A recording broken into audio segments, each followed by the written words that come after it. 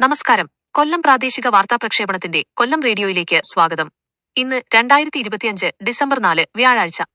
പ്രഭാത വാർത്തകൾ തയ്യാറാക്കിയത് രജനീഷ് മൈനാഗപ്പള്ളി. ദേശീയ അന്തർദേശീയ വാർത്തകൾ. ഇന്ത്യ റഷ്യ ഉച്ചകോടി. അമേരിക്കയുടെ തീരുവയുദ്ധത്തിനിടെ റഷ്യൻ പ്രസിഡന്റ് വ്ളാദിമിർ പുടിൻ ഇന്ന് ഇന്ത്യയിലെത്തും. നാളെ ഹൈദരാബാദ് ഹൌസിൽ നടക്കുന്ന 23 ഇന്ത്യ റഷ്യ ഉച്ചകോടിയിൽ അദ്ദേഹം പങ്കെടുക്കും. രാഷ്ട്രപതി ദ്രൗപദി മുർമു പുടിനെ സ്വീകരിക്കുകയും വിരുന്നു നൽകുകയും പ്രധാനമന്ത്രി നരേന്ദ്രമോദിയുമായി ചർച്ച നടത്തുകയും ചെയ്യും. AI ഡീപ് ഫേക്കുകൾക്ക് പുതിയ ചട്ടം. വ്യാജവാർത്തകളും AI ഡീപ് ഫേക്ക് വീഡിയോകളും നിയന്ത്രിക്കാൻ പുതിയ ചട്ടം തയ്യാറാക്കി വരികയാണെന്ന് കേന്ദ്രമന്ത്രി അശ്വിനി വൈഷ്ണവ് ലോക്സഭയിൽ അറിയിച്ചു. UPയിൽ നുഴഞ്ഞുകയറ്റക്കാർക്കെതിരെ നടപടി. സംസ്ഥാനത്തുടനീളമുള്ള റോഹിംഗ്യൻ, ബംഗ്ലാദേശി നുഴഞ്ഞുകയറ്റക്കാർക്കെതിരെ ഉത്തർപ്രദേശ് സർക്കാർ നടപടികൾ ആരംഭിച്ചു. സംസ്ഥാനത്തെ എല്ലാ ഡിവിഷനുകളിലും തടങ്കൽ കേന്ദ്രങ്ങൾ സ്ഥാപിക്കാൻ ഉത്തരവുകൾ പുറപ്പെടുവിച്ചു. വിമാന കമ്പനികൾക്കെതിരെ അന്വേഷണം. 2 ദിവസത്തിനുള്ളിൽ നിരവധി സർവീസുകൾ റദ്ദാക്കിയതിൽ ഇൻഡിഗോ, എയർ ഇന്ത്യ വിമാന കമ്പനികൾക്കെതിരെ DGCA അന്വേഷണം പ്രഖ്യാപിച്ചു. സഞ്ചാർ സാഥി ആപ്പ് മൊബൈൽ ഫോണുകളിൽ പ്രീ ഇൻസ്റ്റാൾ ചെയ്യേണ്ടതില്ലെന്ന ഉത്തരവ് കേന്ദ്ര സർക്കാർ പിൻവലിച്ചു. മൊബൈൽ കമ്പനികളിൽ നിന്ന് ഉയർന്ന ശക്തമായ എതിർപ്പാണ് പിന്മാറ്റത്തിന് കാരണം. ഛത്തീസ്ഗഡിൽ ഏറ്റുമുട്ടൽ. ഛത്തീസ്ഗഡിലെ ബിജാപൂർ വനമേഖലയിൽ സുരക്ഷാസേനയും മാവോയിസ്റ്റുകളും തമ്മിലുണ്ടായ ഏറ്റുമുട്ടലിൽ 12 മാവോയിസ്റ്റുകളെ വധിച്ചു.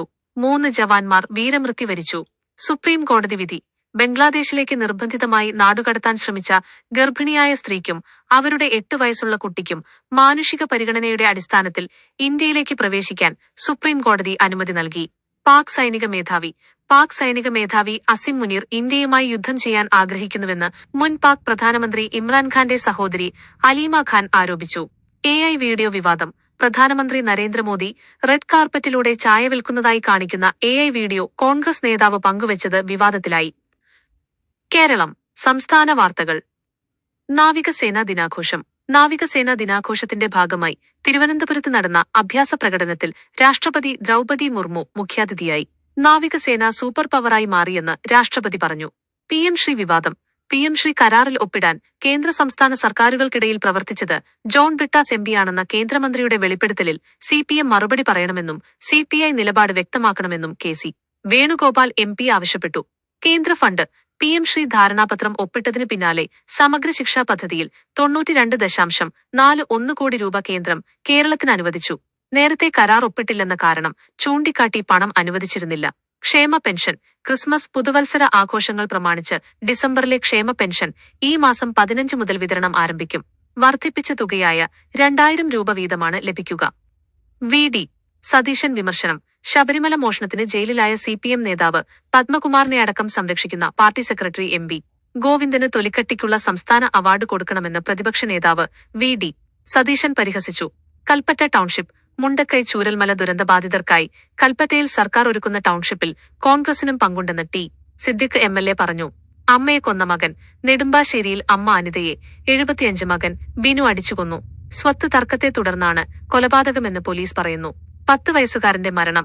ഇടുക്കി തോക്കുപാറായിൽ 10 വയസ്സുകാരൻ ആഡ്ബിനെ വീടിനുള്ളിൽ തൂങ്ങിയ നിലയിൽ മരിച്ചതായി കണ്ടെത്തി. രാഹുൽ മാങ്കൂട്ടത്തിൽ കേസ് തുടരന്വേഷണവും രാഷ്ട്രീയ പ്രതികരണങ്ങളും. മുൻകൂർ ജാമ്യാപേക്ഷ. ബലാത്സംഗ കേസിൽ രാഹുൽ മാങ്കൂട്ടത്തിൽ MLAയുടെ മുൻകൂർ ജാമ്യാപേക്ഷ കോടതി ഇന്ന് വീണ്ടും പരിഗണിക്കും. കൂടുതൽ രേഖകൾ ഹാജരാക്കാൻ കോടതി പ്രോസിക്യൂഷനോട് ആവശ്യപ്പെട്ടു. രണ്ടാമത്തെ കേസ്. KPCC പ്രസിഡന്റിന്റെ പരാതിയിൽ രാഹുൽ മാങ്കൂട്ടത്തിനെതിരെ ബലാത്സംഗ വകുപ്പ് ചുമത്തി ക്രൈംബ്രാഞ്ച് രണ്ടാമത്തെ കേസെടുത്തു. പാർട്ടി നടപടി നീട്ടി. മുൻകൂർ ജാമ്യാപേക്ഷയിലെ കോടതി വിധി വന്ന ശേഷം നടപടി മതിയെന്ന നിലപാടിൽ രാഹുലിനെ പാർട്ടിയിൽ നിന്ന് പുറത്താക്കാനുള്ള തീരുമാനം KPCC നീട്ടി. രാജി ആവശ്യം. രാഹുൽ MLA സ്ഥാനം രാജിവെക്കണമെന്ന് VM സുധീരൻ ആവശ്യപ്പെട്ടു. രമേശ് ചെന്നിത്തലയടക്കമുള്ള നേതാക്കളും രാഹുലിനെ വിമർശിച്ചു. വനിതാ നേതാക്കൾ. രാഹുൽ മാങ്കൂട്ടത്തിൽ സെക്ഷൽ പ്രെഡേറ്ററാണെന്ന് കോൺഗ്രസ് വനിതാ നേതാവ് ഷമാ മുഹമ്മദ് ആരോപിച്ചു. തന്നോട് മോശമായി പെരുമാറിയെന്ന് KPCC സംസ്കാര സാഹിതി ജനറൽ സെക്രട്ടറി MA ഷഹനാസും വെളിപ്പെടുത്തി. മുന്നറിയിപ്പ്. ഇനിയും വൈകിയാൽ പാർട്ടി കനത്ത വില നൽകേണ്ടിവരുമെന്ന് യൂത്ത് കോൺഗ്രസ് വനിതാ നേതാവ് സജന B സാജൻ നേതൃത്വത്തിന് മുന്നറിയിപ്പ് നൽകി. ലസിത നായർ. രാഹുലിന്റേത് അതിതീവ്രമായ പീഡനമാണെന്ന് ജനാധിപത്യ മഹിളാ അസോസിയേഷൻ നേതാവ് ലസിത നായർ പ്രതികരിച്ചു. കായികം. ഇന്ത്യ ദക്ഷിണാഫ്രിക്ക ഏകദിനം. ഇന്ത്യയുടെ 358 റൺസ് വിജയലക്ഷ്യം മറികടന്ന് ദക്ഷിണാഫ്രിക്കയ്ക്ക് 4 വിക്കറ്റിന്റെ ജയം. ഇതോടെ പരമ്പര 1-1 വരെ സമനിലയിലായി. T20 ടീം പ്രഖ്യാപനം. ദക്ഷിണാഫ്രിക്കയ്ക്കെതിരായ T20 പരമ്പരയ്ക്കുള്ള ഇന്ത്യൻ ടീമിനെ പ്രഖ്യാപിച്ചു. സൂര്യകുമാർ യാദവാണ് നായകൻ. മലയാളി താരം സഞ്ജു സാംസൺ ടീമിൽ ഇടം നേടി. T20 ലോകകപ്പ് ജേഴ്സി. ഇന്ത്യൻ ക്രിക്കറ്റ് ടീമിന്റെ T20 ലോകകപ്പിനുള്ള ജേഴ്സി സൂപ്പർ താരം രോഹിത് ശർമ്മ പുറത്തിറക്കി. Business and technology. Kerala startup മേഖല. ഇക്കൊല്ലം സെപ്റ്റംബർ വരെ കേരളത്തിലെ സ്റ്റാർട്ടപ്പുകൾ $14.7 മില്യൺ, ഏകദേശം 132 കോടി രൂപ സമാഹരിച്ചു. കഴിഞ്ഞ വർഷത്തേക്കാൾ 1.5 മടങ്ങ് വർധന രേഖപ്പെടുത്തി. സ്കോഡ. ഇന്ത്യയിൽ 25 വർഷം പൂർത്തിയാക്കിയ ചെക്ക് റിപ്പബ്ലിക്കൻ വാഹന നിർമ്മാതാക്കളായ സ്കോഡ 5 ലക്ഷം വാഹനങ്ങൾ വിറ്റഴിച്ചു എന്ന നാഴികക്കല്ല് പിന്നിട്ടു. സിനിമ. കളങ്കാവൽ റിലീസ്. മമ്മൂട്ടി, വിനായകൻ എന്നിവർ പ്രധാന വേഷങ്ങളിലെത്തുന്ന കളങ്കാവൽ ഡിസംബർ 5-ന് റിലീസിനെത്തും. ചിത്രത്തിലെ ഒരു ഗാനം ആലപിച്ചിരിക്കുന്നത് മമ്മൂട്ടിയുടെ കൊച്ചുമകനായ അദ്യാൻ സയ്യിദാണ്. IMDb പട്ടിക.